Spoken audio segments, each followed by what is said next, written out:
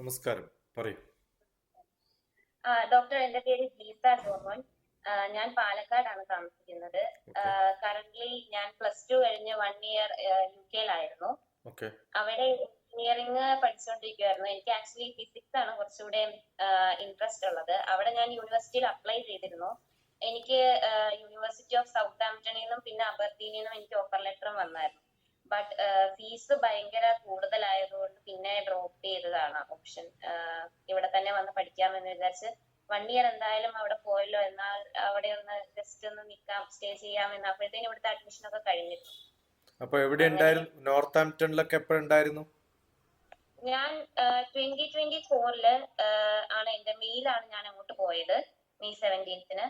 എന്റെ ഓക്കെ. അമ്മ ആക്ച്വലി അവിടെ ഹെൽത്ത് കെയർ വർക്കറാണ്. അപ്പം 17 ഇയേഴ്സ് ആവുന്നതിന് മുൻപ് അവിടെ ചെല്ലുവാണെങ്കിൽ നമുക്ക് ഇപ്പോഴത്തെ 18 കഴിഞ്ഞു കഴിഞ്ഞാൽ നമുക്ക് കൂടുതൽ ചെലവാണ് ഏജൻസി ത്രൂ ഒക്കെ പോകണമെങ്കിൽ. ഓക്കെ. അപ്പൊ ഡിപ്പെൻഡന്റ് വിസയിൽ പോയതായിരുന്നു. ഞാൻ നോർത്ത് ആംപ്ടണിൽ ഉണ്ടായിരുന്നു കഴിഞ്ഞ ഒക്ടോബറിൽ. ഞാൻ ഡോക്ടറിന്റെ ചാനലിൽ നോക്കിയായിരുന്നു. അപ്പൊ കണ്ടിരുന്നു മിൽട്ടൺ കെയ്ൻസ് അവിടെയൊക്കെ. ഞങ്ങൾ അവിടെ ഏകദേശം അടുത്തായിട്ടാ, ബെഡ്ഫോർഡ് എന്ന് പറയും ഞങ്ങളുടെ ആക്ച്വൽ പ്ലേസ്. ഓക്കെ. അവിടുന്ന് ബസ്സിന് ഒരു 30 മിനിറ്റ്സേ ഉള്ളൂ. എൻ്റെ ഒരു ബർത്ത്ഡേ സെലിബ്രേഷൻ ഒക്കെ ലണ്ടനിൽ വെച്ചായിരുന്നു ഒക്ടോബറിൽ. പിന്നെ ഓക്കെ. അപ്പൊ അവിടെ ഡോക്ടർ കുറെ അവിടെ ക്ലാസ്സിന് പോയതാണോ? സ്റ്റുഡൻസിനെ I converted them into teachers ആക്കുന്ന ഒരു ആക്ടിവിറ്റി ഉണ്ട്. അതിൽ കുറെ ക്ലാസ് എടുത്തിരുന്നു ഞാൻ. അവരെ ടീച്ചേഴ്സ് ആക്കാനുള്ള മൈക്രോ ടീച്ചിങ് പഠിപ്പിച്ചത് ഞാനാണ്. ആ, ആ, അപ്പൊ മൈക്രോ ടീച്ചിങ് എന്ന് പഠിച്ചാൽ കാണാം ഡിഫറെന്റ് സബ്ജക്റ്റുകൾ UK-ലുള്ളവരെ. അപ്പോൾ പോക്കറ്റ് മണി ഉണ്ടാക്കാനൊന്നും ബുദ്ധിമുട്ടില്ല എന്ന് പറയാൻ വേണ്ടിട്ട് പറഞ്ഞതാണ്. യെസ്. ജോബ് കിട്ടാൻ നമുക്ക് ലൈക്ക് ഇന്ത്യൻസിനൊക്കെ അവിടെ ചെന്ന് കഴിയുമ്പം കിട്ടാൻ ഇച്ചിരി ബുദ്ധിമുട്ടാണ്. അല്ല, യു ക്യാൻ നമ്മൾ ഓൾവേസ്. ഇപ്പൊ ടീച്ചിങ് ഒക്കെ നല്ല ഡിമാൻഡുള്ള സ്ഥലമാണ്. കാരണം അവിടുത്തെ നേറ്റീവ് കുട്ടികൾക്കോ അല്ലെങ്കിൽ ഇന്ത്യൻ ഏഷ്യൻ പാരൻസിന്റെ കുട്ടികൾക്കോ ഒക്കെ പഠിക്കാൻ ബുദ്ധിമുട്ടുള്ളവരെ സഹായിച്ചാൽ തന്നെ you can earn quite a lot in UK. ഞാൻ അവിടെ ചെന്നിട്ട് ഇന്ത്യൻ സ്റ്റുഡൻസിന് കുറച്ച് പേർക്ക് ട്യൂഷനൊക്കെ എടുത്തു ആ, കൊടുത്തിരുന്നു. ഓക്കെ. പിന്നെ അങ്ങനെ. അപ്പം ഡോക്ടർ, എനിക്ക് ഇപ്പൊ അറിയേണ്ടത് എന്താ വെച്ചാൽ ഞാനിപ്പം തുടങ്ങാൻ പോവാണ്, ലൈക്ക് അബൌട്ട് ടു സ്റ്റാർട്ട്. ഉം. അപ്പൊ എങ്ങനെയാണ് എനിക്ക് എന്റെ ഈ ഒരു ഞാൻ ഇന്റഗ്രേറ്റഡ് MSc ഫിസിക്സിനാണ് അപ്ലൈ ചെയ്തിരുന്നത്. എനിക്ക് VIT വെല്ലൂരിൽ കിട്ടി. ഓക്കെ. അപ്പം എന്തായാലും പേരൻസ് അവിടെ തന്നെ ആയതുകൊണ്ട് ഞാനിപ്പം എന്റെ അമ്മയുടെ വീട്ടിലാണ് സ്റ്റേ ചെയ്യുന്നേ. എന്തായാലും അവിടെ പോകുമ്പോ ഹോസ്റ്റലിൽ സ്റ്റേ ചെയ്യേണ്ടി വരും. അപ്പം എങ്ങനെയാണ് എനിക്ക് എഫക്റ്റീവ് ആയിട്ടൊന്ന് ലൈക്ക് കരിയറിനെ കുറിച്ച് ഒന്ന് അറിയണം. ഫിസിക്സിൽ അവൈലബിൾ ആയിട്ടുള്ള, എനിക്ക് കുറച്ചുകൂടി ഇൻട്രസ്റ്റ് ഫീൽഡ് വന്നിട്ട് ന്യൂക്ലിയർ ഫിസിക്സിന്റെ ആണ്. അപ്പം ഫ്യൂച്ചർ കരിയർ പാത്വേസ് ഇപ്പം അതിനെ കുറിച്ച് അറിയണം. പിന്നെ എങ്ങനെ എനിക്ക് 5 ഇയേഴ്സ് കഴിയുമ്പം സിവിൽ സർവീസിനും കൂടെ ഒന്ന് അറ്റംപ്റ്റ് ചെയ്യണം എന്ന് ആഗ്രഹമുണ്ട്. അപ്പം അതിനൊക്കെ കൂടിയിട്ട് ഒരു അഡ്വൈസ് തന്നോളം അല്ല, ഇത് ഞാൻ ഡോക്ടർ. രണ്ടും രണ്ട് വ്യത്യസ്തമായിട്ടുള്ള ഏരിയാസ് ആണ്. ഇപ്പോൾ സിവിൽ സർവീസ് എന്ന് പറയുന്ന സമയത്ത് you should have more wider knowledge. വളരെ ഇംഗ്ലീഷ് കോംപ്രഹെൻഷനും ജനറൽ നോളജും ബാക്കിയുള്ള റീഡിങ് എബിലിറ്റീസും എല്ലാ സബ്ജക്റ്റുകളിലും ഒരുവിധം നോളജും ഒക്കെ അപ് ടു 12th ഗ്രേഡ് എങ്കിലും by the time you pass your graduation. കാരണം ഇപ്പോഴല്ലല്ലോ എക്സാം എഴുതാൻ പോണത്. ഇപ്പോൾ 4 കൊല്ലോ 5 കൊല്ലോ ഗ്രാജുവേഷനോ പോസ്റ്റ് ഗ്രാജുവേഷനോ ഒക്കെ കഴിഞ്ഞിട്ട് നിങ്ങൾ സിവിൽ സർവീസ് എഴുതുന്ന സമയത്ത് 7th 8th 9th 10th 11th 12th വരെയുള്ള എല്ലാ വിഷയങ്ങളുടെയും maths, physics, chemistry, biology, social science, ഇതിലൊക്കെയുള്ള ക്വസ്റ്റ്യൻസ് ആണ് ചോദിക്കുക. അപ്പം നിങ്ങൾക്ക് ഇപ്പോൾ ഉള്ള നോളജ് ആവില്ല 5 ഇയേഴ്സ് കഴിയുമ്പോൾ. മിക്കവാറും ഔട്ട് ഓഫ് ടച്ച് ആവും. അപ്പോൾ അത് റിവൈസ് ചെയ്തുകൊണ്ടിരിക്കുന്ന ഒരു എബിലിറ്റി ഉണ്ടെങ്കിൽ മാത്രമേ ആ സമയത്ത് മിക്കവാറും ആൾക്കാർ ഈ CSAT എന്ന് പറയുന്ന എക്സാമിന് തന്നെ തോക്കാൻ കാരണം സിവിൽ സർവീസ് ആപ്റ്റിറ്റ്യൂഡ് ടെസ്റ്റാണ് CSAT. അതിൽ മിക്കവാറും ആൾക്കാർ തോറ്റുപോകും. അതിന് കാരണം നിങ്ങളിപ്പോൾ മാത്തമാറ്റിക്സ് ആണ് പഠിക്കുന്നത്, ഫിസിക്സ് ആണ് പഠിക്കുന്നത്, സോഷ്യൽ സയൻസ് ഒക്കെ മറന്നുപോയിട്ടുണ്ടാവും. അപ്പോൾ അത് ബ്രഷപ്പ് ചെയ്തുകൊണ്ടിരിക്കാൻ സാധിക്കണം.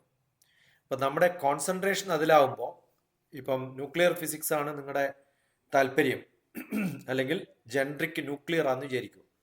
ഇപ്പം ന്യൂക്ലിയർ ഫിസിക്സ് എന്ന് പറയുന്ന സമയത്ത് നിങ്ങളുടെ സ്പെഷ്യലൈസേഷൻ ഫിസിക്സ് ആയതുകൊണ്ടും ജനറൽ ന്യൂക്ലിയർ എന്ന് പറയുമ്പോൾ കെമിസ്ട്രി ഒക്കെ അതിനകത്ത് വരും. ഓക്കെ.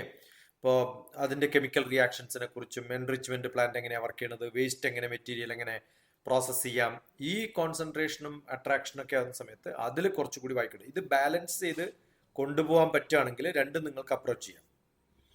എന്ന് വെച്ചാൽ ഒരു ഭാഗത്ത് ബേസിക് ആയിട്ടുള്ള നോളജിന്റെ, മറ്റേ ഭാഗത്ത് ഈ ബേസിക് ആയിട്ടുള്ള നോളജ് നിങ്ങൾ അറ്റൈൻ ചെയ്യുകയാണെങ്കിൽ എല്ലാ എക്സാമിനേഷനും പാസ്സാവും.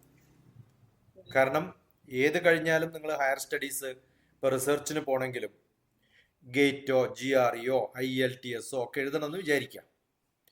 അപ്പൊ അങ്ങനെയാണെങ്കിൽ ഈ നോളജൊക്കെ നിങ്ങൾക്ക് ഉണ്ടാവും. അപ്പൊ ഇത് രണ്ടും പാരലായിട്ട് കൊണ്ടുപോവാം. Okay, though both are two different entities, പക്ഷെ ഇത് രണ്ടും അന്യോന്യം ഹെൽപ്പ് ചെയ്യും.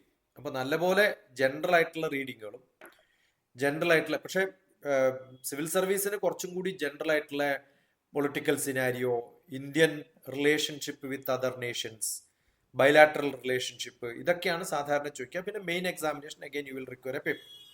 അപ്പോൾ CSAT പാസ്സാവുകയാണെങ്കിൽ പിന്നെ അടുത്ത ഘട്ടത്തിലേക്ക് പോയാൽ മതി. അപ്പോൾ ഈ ജനറൽ നോളജുകളൊക്കെ നന്നായിട്ട് ബ്രഷപ്പ് ചെയ്തുകൊണ്ടിരിക്കുക. ഇതൊക്കെ നിങ്ങൾ ചില ഹോസ്റ്റലിലൊക്കെ പോയിട്ട് താമസിക്കുമ്പോൾ ഇതിനൊക്കെ സാധിക്കുമോ എന്ന് ചോദിക്കുന്നത് ഐ ഡോണ്ട് നോ. അതിന് കാരണം എന്ന് വെച്ചാൽ ഒന്ന് ഇന്റർനെറ്റ് കണക്ഷൻ, രണ്ട് the company with which you are into. Okay, ഇപ്പൊ VITയിൽ കിട്ടി എന്ന് പറയുന്നത് വലിയൊരു കാര്യമായിട്ടൊന്നും ഞാൻ കാണില്ല. കാരണം VIT എത്ര സീറ്റ് വേണമെങ്കിലും പിള്ളേരെ എടുക്കാൻ പറ്റുന്ന ഒരു യൂണിവേഴ്സിറ്റിയാണ്. Because it's a totally independent യൂണിവേഴ്സിറ്റിയാണ്. അവർക്ക് പിന്നെ മാക്സിമം ആൾക്കാർ എടുക്കുകയാണ് അവരുടെ താല്പര്യം. ഓക്കെ, അത് മിക്കവാറും കോഴ്സുകളുള്ള ഒരു സ്ഥലമാണ്. ലോകത്തിൽ നിങ്ങൾ എന്തൊക്കെ കോഴ്സുകളുണ്ടോ അതൊക്കെ അവിടെയുണ്ട്. അപ്പോൾ അതിന് അതിൻ്റെതായ അഡ്വാൻറ്റേജ് ഉണ്ട്, ഡിസഡ്വാൻറ്റേജ് ഉണ്ട്. ഡിസഡ്വാൻറ്റേജ് എന്ന് പറയുന്നത് ദ ഗ്രൂപ്പ് ഓഫ് സ്റ്റുഡൻസ് അവിടെയുള്ളവർ, ഇവരൊക്കെ ഹൈലി മോട്ടിവേറ്റഡ് ആണോ, ഈ പറയുന്ന മോളുടെ തരത്തിലുള്ള ഹൈ എംബിഷൻ ഉള്ളവരാണോ എന്ന് ചോദിച്ചാൽ നമുക്ക് ഉത്തരം പറയാൻ പറ്റില്ല. The chances are very less. Okay, അപ്പോൾ ആ ഒരു എൻവിറോൺമെന്റിൽ how good you mentor yourself, നിങ്ങൾക്ക് എങ്ങനെയാ മോട്ടിവേറ്റഡ് ആയിട്ട് നിൽക്കാൻ പറ്റും, how are you going to push it. നല്ലൊരു കമ്പനിയൊക്കെ കിട്ടുകയാണെങ്കിൽ assume that in the beginning itself you are able to capture some students. ഈ ഒരു ഇൻട്രസ്റ്റ് ഉണ്ടാക്കിയെടുക്കാൻ പറ്റുകയാണെങ്കിൽ that will work much better. ഇപ്പൊ ഈ പറഞ്ഞതുപോലെ 10 മണിക്ക് വി വാണ്ടഡ് ടു മീറ്റ്, VITയിലാണെങ്കിൽ അത്ര എളുപ്പമാവില്ലായിരുന്നു. ന്യൂസ് പേപ്പർ കിട്ടുമോ എന്ന് ചോദിച്ചാൽ നമുക്കറിയില്ല. കാരണം ഇതൊന്നും സെന്റർ ഓഫ് ദ സിറ്റി ഒന്നല്ല, കുറച്ചുള്ളിലാണ്. I gone through the campus. അപ്പോൾ നമ്മൾ പലപ്പോഴും കേരളത്തിലൊക്കെ ആണെങ്കിൽ everywhere it's like a city. തമിഴ്നാട്ടിലൊന്നും അങ്ങനെയല്ല. അവരുടേതായ ഒരു അഗ്ലമറേഷൻ ഉള്ള സ്ഥലത്ത് probably that becomes a small town for themselves. അത് കഴിഞ്ഞാൽ പിന്നെ ഒന്നുമില്ല. അത് എല്ലാ യൂണിവേഴ്സിറ്റിയും, VITയുടെ മാത്രമല്ല. ഇപ്പം അമൃത എട്ടുമടയിലായാലും അല്ലെങ്കിൽ ശാസ്ത്രയായാലും അത്തരം യൂണിവേഴ്സിറ്റികൾക്കൊക്കെ ഈ ഒരു ദൂഷ്യമുണ്ട്. പക്ഷേ ഓൾ ഓവർ ദ വേൾഡ്, ഇന്ത്യയിലെ എല്ലാ ഭാഗത്തുനിന്നും ഇന്ത്യൻസ് സ്പെഷ്യലി എബ്രോഡിൽ എക്സ്പീരിയൻസ് ഉള്ളവരൊക്കെ വരും. അവരുമായിട്ട് നല്ലൊരു കമ്പനി ഉണ്ടാക്കിയിട്ട് if you can make A good group, probably yes. Okay, അതല്ലെങ്കിൽ ഈ മോട്ടിവേഷൻ റിട്ടേൺ ചെയ്യണമെങ്കിൽ, ചെയ്യില്ല എന്ന് ഞാൻ പറയുന്നില്ല, because you are much more senior, much more experienced than many of the other students who are joining that probably. നിങ്ങളുടെ ഒരു എക്സ്പോഷറും പോയി തിരിച്ചു വന്നിട്ടുള്ളതും, അതുകൊണ്ട് you have taken A firm decision എന്നൊക്കെ ആണെങ്കിൽ സെൽഫ് മോട്ടിവേറ്റഡ് ആയിട്ട് കുറച്ചുകൂടി ഡീപ്പറായിട്ട് വായിക്കാനും ഒക്കെയുള്ള NCERTയുടെ എല്ലാ ബുക്സും അവൈലബിൾ ആണ് online. Download everything and keep. Okay, general നോളജിനുള്ള ഡൈജസ്റ്റുകൾ, ഇപ്പം മനോരമ ഇയർ ബുക്ക്, അത്തരം ഇയർ ബുക്കുകളൊക്കെ ഉണ്ട്. That will give you beautiful reading ability. അത് ഓൺ ദ നെറ്റ് കിട്ടുമായിരിക്കും, ഓൺ ദ നെറ്റ് അല്ലെങ്കിലും. പിന്നെ നല്ല ഡാറ്റ പാക്കേജ് എടുക്കുക മൊബൈലിൽ. Though you don't depend upon the other networks, you can still activate. നല്ലൊരു ഹാർഡ് ഡിസ്കുള്ള ലാപ്ടോപ്പ് എടുക്കുക. ബാക്കപ്പ് മീഡിയാസ് ഉണ്ടെങ്കിൽ ഒരു ബാക്കപ്പ് മീഡിയ കയ്യിൽ വെക്കുക. ബ്യൂട്ടിഫുൾ ആയിട്ട് നോട്ട് എഴുതിയിട്ട് സെലക്ട് ചെയ്ത് സൂക്ഷിച്ചു വെക്കുക. സിസ്റ്റമാറ്റിക് ആയിട്ട് വായിക്കുക. I think it should work.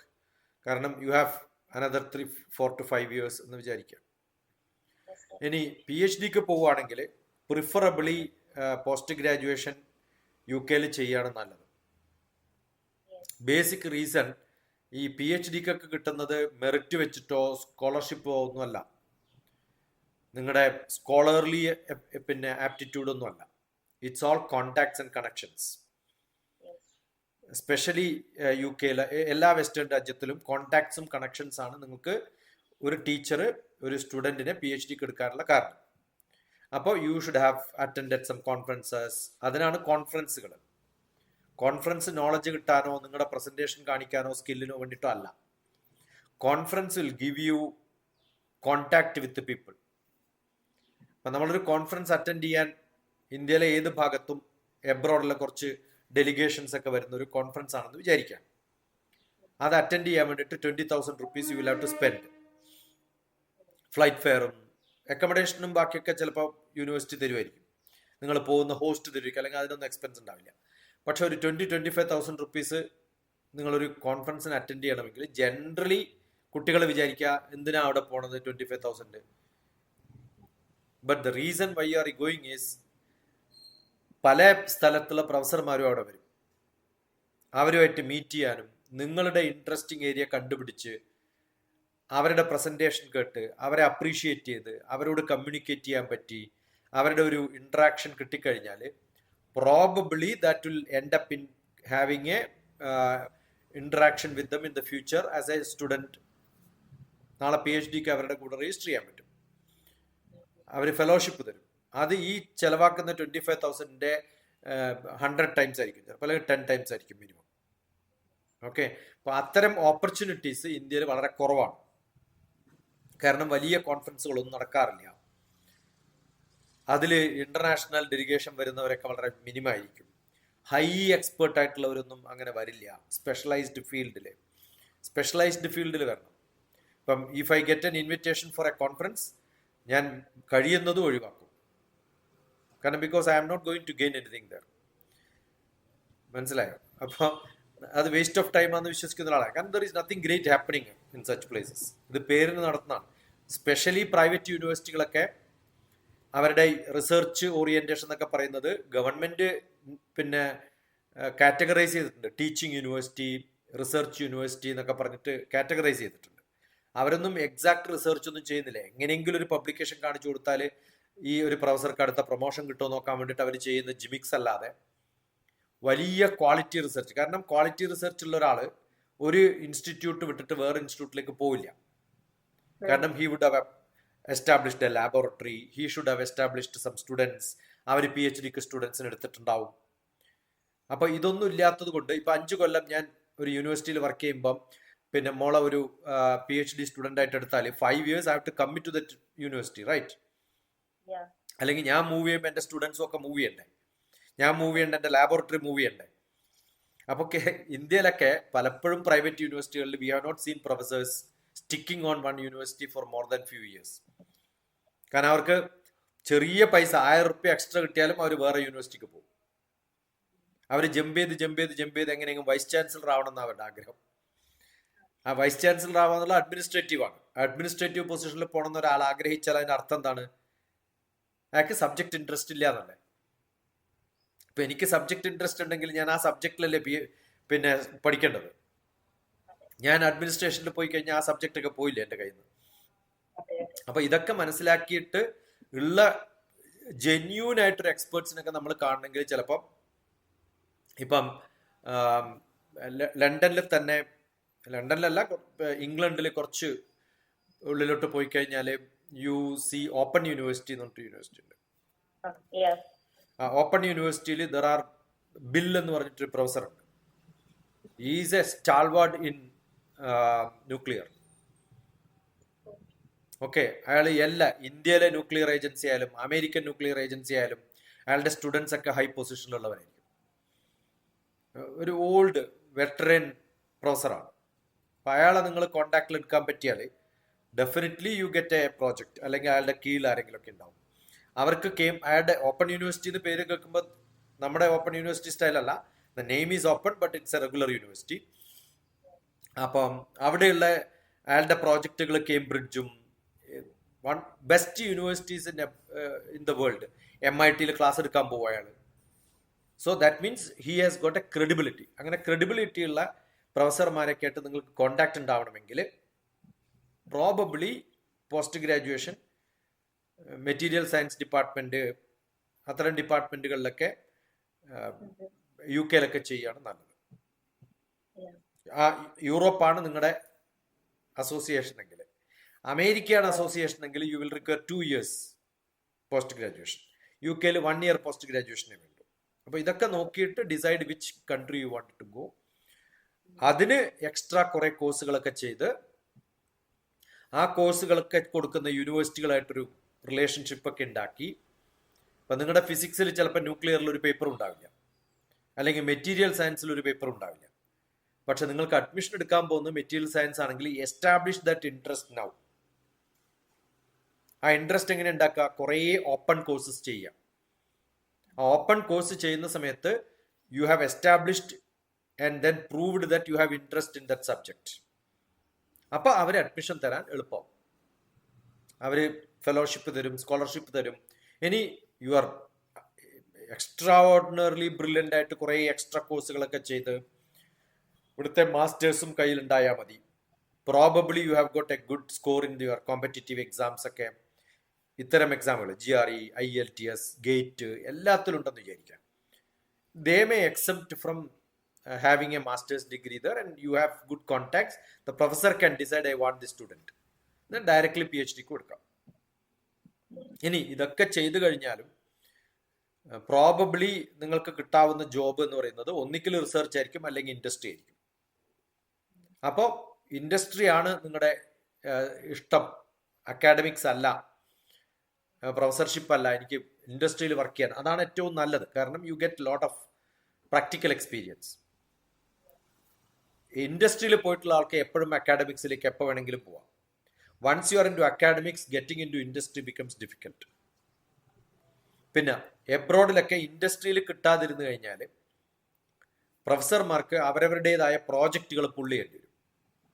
അത് കുറച്ച് ഡിഫിക്കൽട്ടാണ്. നമുക്ക് ശമ്പളം university will never give. You will have to pull projects, make money. അതിനകത്ത് കുറച്ച് ശമ്പളമായിട്ട് എടുക്കാമെന്ന് മാത്രം. Actually you are paying the university to become a professor എന്ന് പറയാൻ പറ്റില്ല. അപ്പോൾ അത് എൻറ്റയർലി ഡിഫറെൻറ്റ് സ്റ്റൈലാണ്. സോ അതൊക്കെ ഉണ്ടാക്കിയെടുക്കണമെങ്കിൽ കുറച്ച് മെനക്കെടണം. അപ്പം അങ്ങനെയൊക്കെ ചെയ്യാൻ പറ്റുമെങ്കിൽ yes, you can become good. Doctor, ഈ കോൺഫറൻസിന്റെ കാര്യം പറഞ്ഞല്ലോ, അപ്പം അതെങ്ങനെയാ നമ്മള് ഗൂഗിളിൽ നിന്നാണോ? ഇഷ്ടംപോലെ അനൗൺസ്മെന്റ് വരും. ഇന്നിപ്പം നോക്കിക്കഴിഞ്ഞാൽ ഈ ദിവസം 30th June 2025 കോൺഫറൻസ് നടിച്ചു കഴിഞ്ഞാൽ you will see many subjects, many conferences. 1-2 പ്രാവശ്യം നിങ്ങളത് സെർച്ച് ചെയ്ത് കഴിഞ്ഞാൽ തന്നെ ഗൂഗിളിൽ it will give you prompt.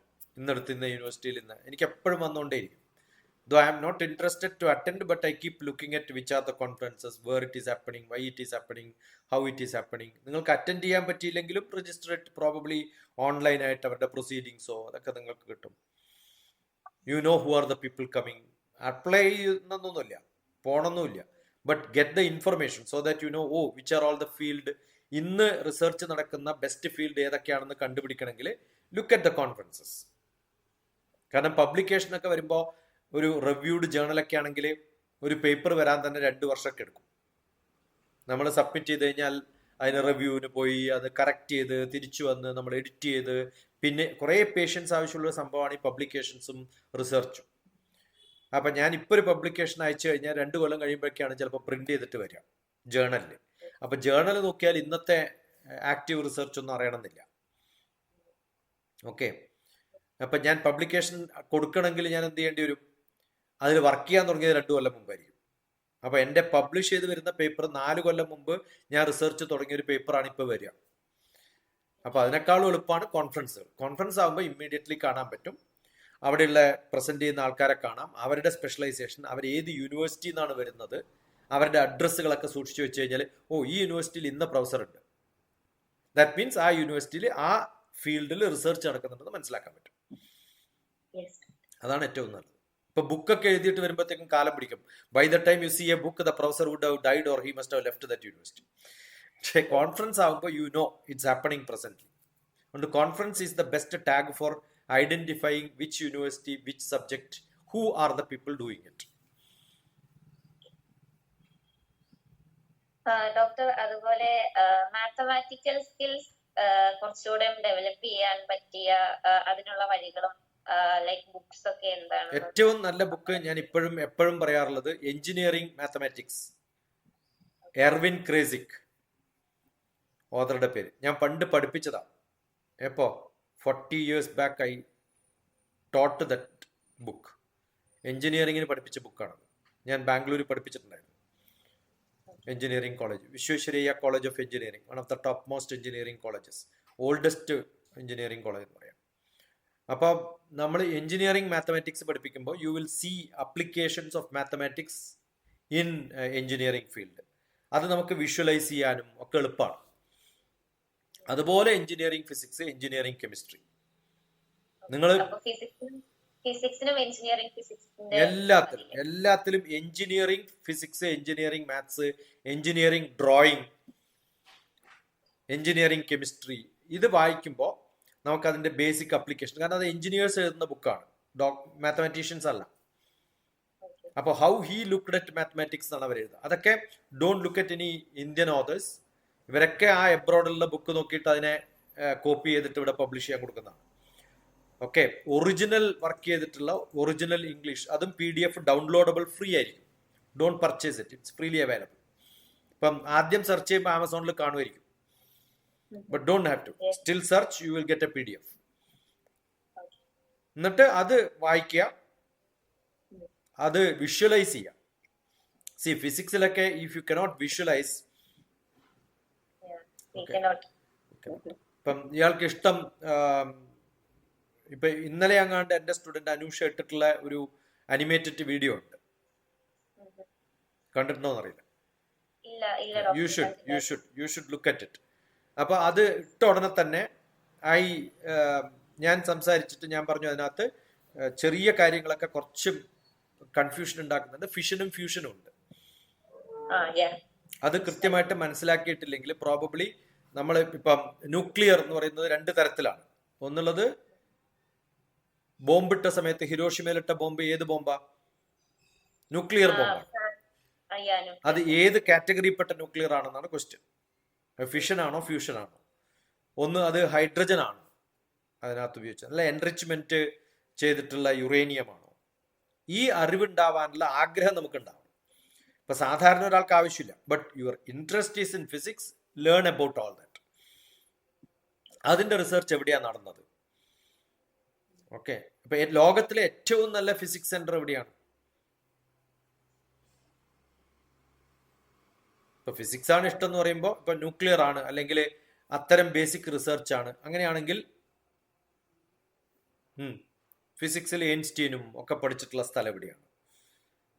എയിൻസ്റ്റീന്റെ കൂടെ ഉണ്ടായിരുന്ന ആൾക്കാർ ആരൊക്കെയാണ്? Harvard university. അവരുടെ കൂടെ ഉണ്ടായിരുന്ന ആൾക്കാരുടെയൊക്കെ അയാൾ ബേസിക്കലി ഏത് രാജ്യക്കാരനാണ്? ഐൻസ്റ്റൈൻ. എനിക്ക് കറക്റ്റ് രാജ്യം അറിയില്ല. ഇതൊക്കെ അറിയണം.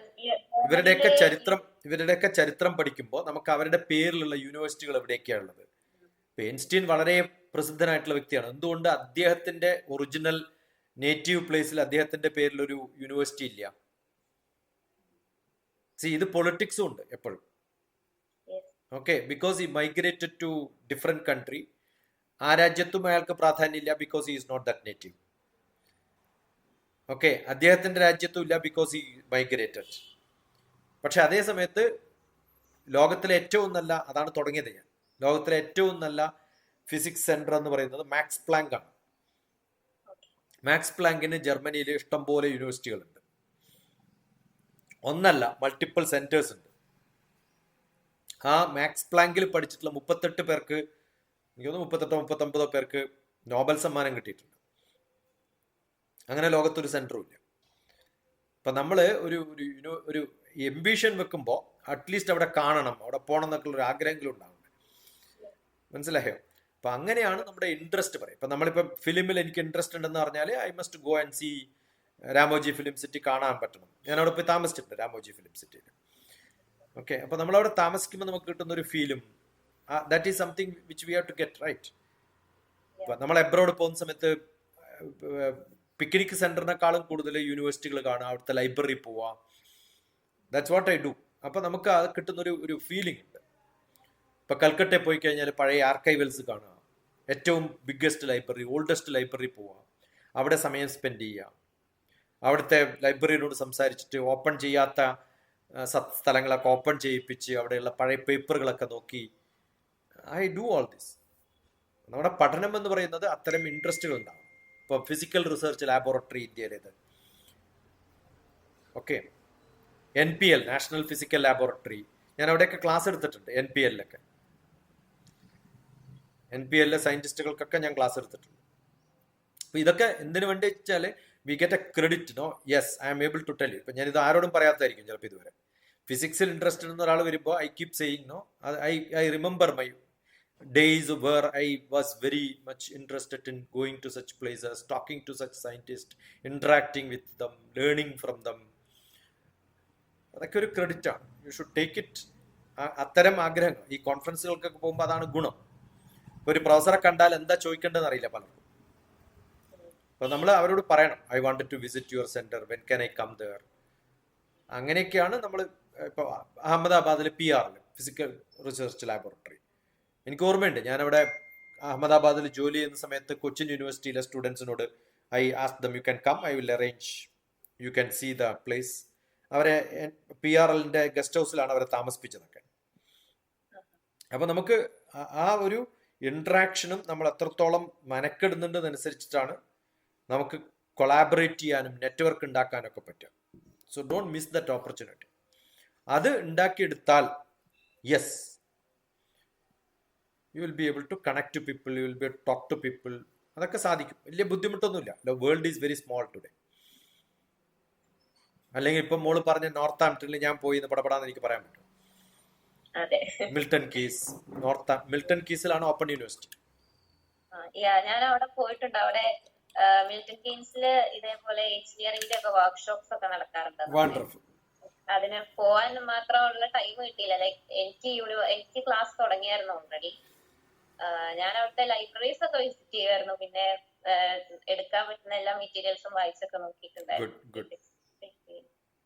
എന്റെ മകൻ മിൽട്ടൺ കീസിലാണ് PhD ചെയ്തത്. പ്രൊഫസർ ബില്ലിന്റെ കൂടെയാണ്. ന്യൂക്ലിയർ ആണ്. Is A nuclear scientist in America ആണ്. ഗവൺമെന്റ് ഓക്രിഡ്ജ് ലാബ്സ് എന്നാ പറയാം. ഓക്രിഡ്ജ് ലാബ്സ്. നമ്മുടെ ഡിപ്പാർട്ട്മെന്റ് ഓഫ് അറ്റോമിക് എനർജി എന്നൊക്കെ പറയുന്ന പോലെ നാഷണൽ ലാബോറട്ടറി എന്നാ പറയാം. They don't even call Oak Ridge Lab National Laboratory. National Laboratory means nuclear laboratory. അങ്ങനെ പേര് തന്നെ വരണമെങ്കിൽ അവരുടെ പ്രസ്റ്റീജിയസ് ആണെന്ന് ഉറപ്പല്ലേ. അതിലൊക്കെ കിട്ടാൻ കാരണം ഈ ബില്ലിന്റെ കീഴിൽ PhD ചെയ്തുകൊണ്ടാണ്. ബില്ലിന്റെ കീഴിൽ PhD കിട്ടാൻ കാരണം ഇംപീരിയൽ കോളേജ് UK പഠിച്ചതുകൊണ്ടാണ്. ഇംപീരിയൽ കോളേജിൽ മെറ്റീരിയൽ സയൻസിൽ post graduation MS after BTech.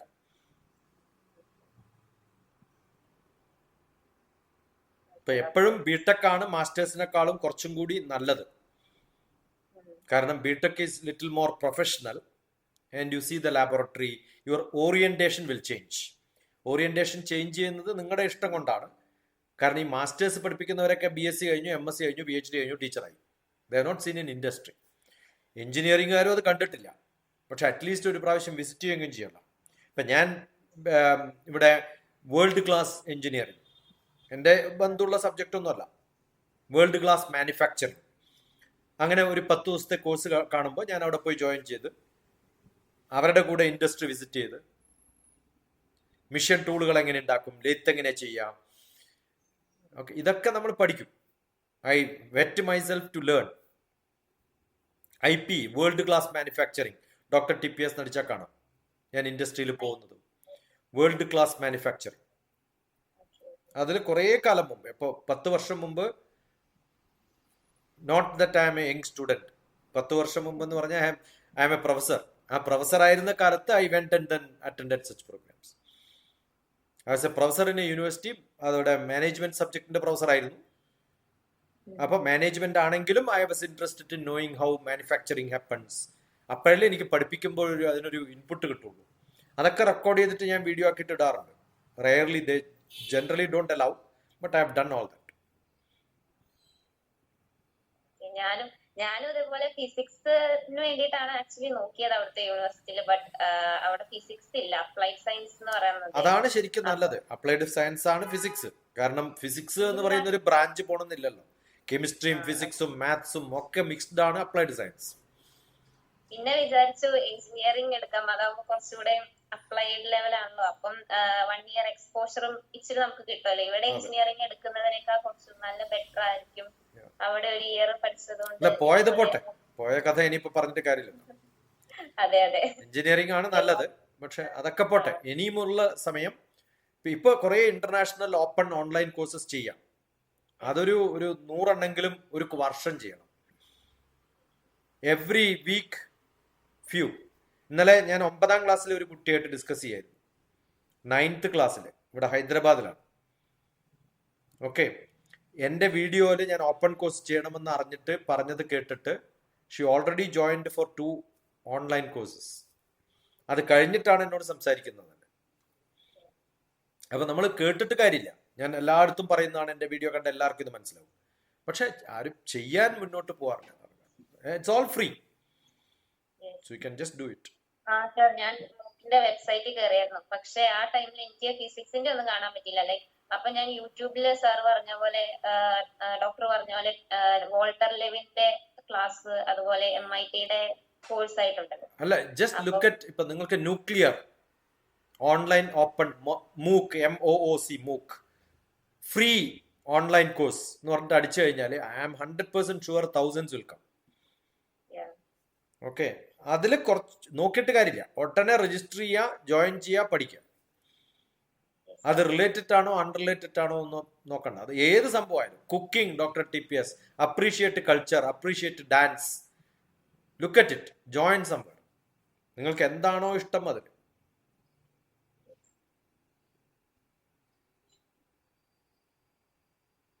ഇപ്പൊ അമ്മച്ചി ഉള്ളത് എവിടെയാണോ? നോർത്താംപ്ടണിലാണോ? അമ്മ ബെഡ്ഫോർഡിലാണ്. ഞങ്ങൾ എല്ലാരും ബെഡ്ഫോർഡിലാണ്. അപ്പയും അമ്മയും അനിയനും അവിടെയാണ്. അനിയൻ അവിടെ ക്ലാസ്സിൽ 10th പഠിക്കുകയാണ്. അവിടെയൊക്കെ പണ്ട് കാലത്ത് ഈ നഴ്സുമാര് കേരളത്തിൽ നിന്ന് പോയിട്ട് അവര് ആ ഒരേ ടൈപ്പുള്ള ഡ്രസ്സൊക്കെ മേടിച്ചിട്ടല്ലേ ഇങ്ങനെ നടക്കാൻ പോവാ, പള്ളിയിലൊക്കെ പോയിട്ട് തിരിച്ചു വരുമ്പോ. അപ്പൊ ആദ്യകാലത്ത് മേ ബി 30 years ബാക്ക് അങ്ങനെ ആൾക്കാർ പോകുന്ന സമയത്ത് ലോക്കൽ ആൾക്കാർ ഉടനെ പോലീസിൽ കേസ് കൊടുത്തു. ഇവിടെ ആരോ വന്നിട്ടുണ്ട് കുറെ പേര്. അവരുടെ അനുഭവങ്ങളൊക്കെ പറഞ്ഞത് കേട്ടിട്ട്. കാരണം ഒരു ദിവസം രാവിലെ, ഞായറാഴ്ച രാവിലെ പള്ളിയിൽ പോകാൻ വേണ്ടി എല്ലാവരും ഒരേപോലെ ഡ്രസ്സൊക്കെ ഇട്ടിട്ട് പോകുന്നതാണ്. ആൾക്കാർ വിചാരിക്കുന്നത് ഏതോ മിലിറ്റൻസ് എവിടുന്നോ വന്നിട്ട് ചേർന്നിട്ടുള്ള. ആ ടൈമിലൊക്കെ പുതിയ ഇമിഗ്രേഷൻ സ്റ്റാർട്ട് ചെയ്ത കാലത്ത് പോയിട്ടുള്ള കുറേ കേരളക്കാരുണ്ട്. ഫോറിനേഴ്സ് ആണ് ഞങ്ങളുടെ. അല്ല, എനിക്ക് I go to a place by learning almost everything about that place. ഞാനിങ്ങനെ ആദ്യമായിട്ട് ഇറങ്ങിയിട്ട് നോർത്താംപ്ടണിൽ പോയ സമയത്ത് ഇവിടെയൊക്കെ വീടുകളൊക്കെ വലിയ കോസ്റ്റ്ലി ആണെന്നൊക്കെ പറഞ്ഞ സമയത്ത് ഞാൻ പറഞ്ഞു, no it should cost only $300,000. How do you know the price? ഞാൻ പോകുന്നതിന് മുമ്പ് അവിടുത്തെ റിയൽ എസ്റ്റേറ്റും കൂടി പഠിച്ചിട്ടാ ഞാൻ പോവാം. അല്ലെ, £300,000 നമ്മൾ കൃത്യമായിട്ട് പഠിക്കും.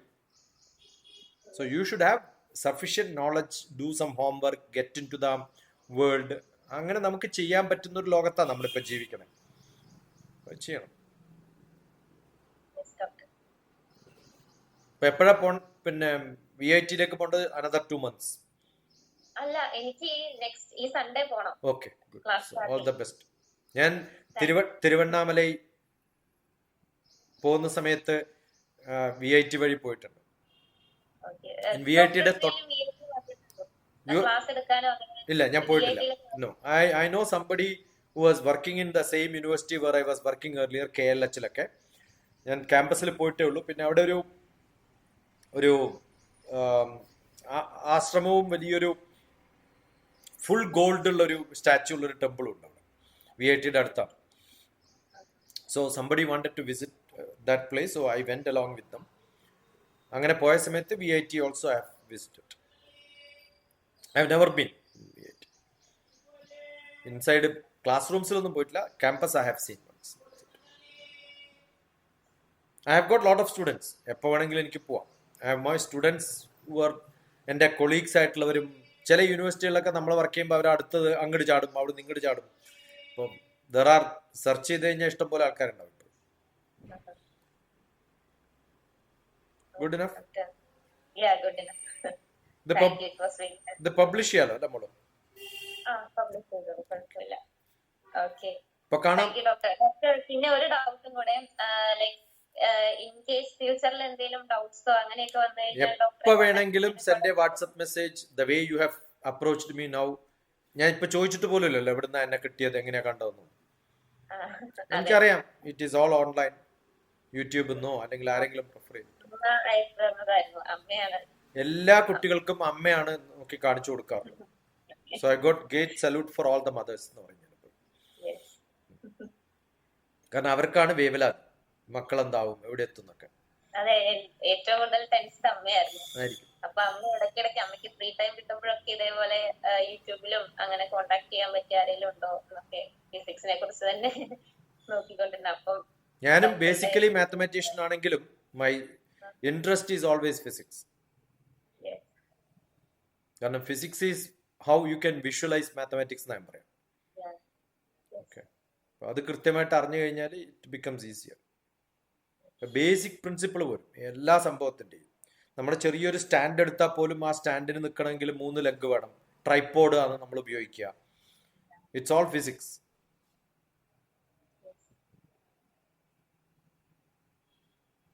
Okay. Okay, doctor. Thank you. Bye. See you. God bless you. Thank you.